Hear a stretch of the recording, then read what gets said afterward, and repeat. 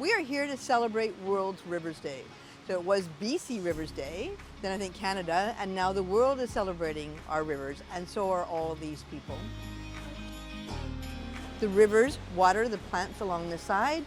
The rivers make it so our little fish can live in there, and the rivers make it that our little stream invertebrate or our little bugs are able to survive as well. But they are taking the nutrients at all times from upstream to down, but very little brings it the other way around. Very little takes the nutrients from downstream to up, and that's where our salmon come in. They're the ones who bring those nutrients from the ocean back up in the watershed. We're told that 375 different species rely on salmon to bring those nutrients back up in the area. We just watched a little bear here. Well, he wasn't very big, fat, but not very big. And he caught a fish and he dragged it up, and I thought the fish was going to drag him back down, but bears always win.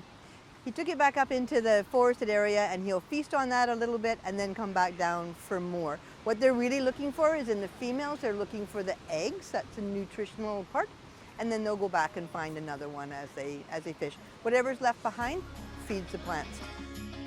Now, when it comes to ecosystems, I would say generally is we tend to think of individual organisms as being independent, and in my experience that's not the case. So when we talk about forests, and we talk about streams, and we talk about wildlife, and we talk about plants, and we talk about insects, and we talk about air quality, all of these things in my experience are related and dependent on one another in order to form an ecosystem that functions very much like an organism.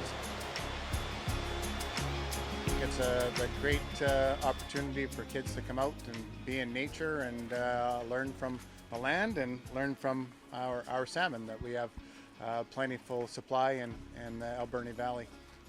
Our mandate is really to create aquatic stewards.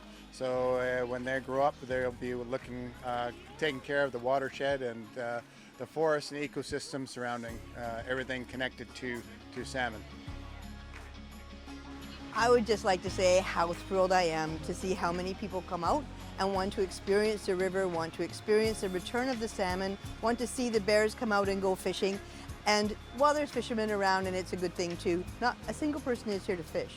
They're here to view, to use their eyes and to use their senses. You can smell the air, and they're here to just learn about nature. And the more that we as humans learn about nature, the better chance nature has.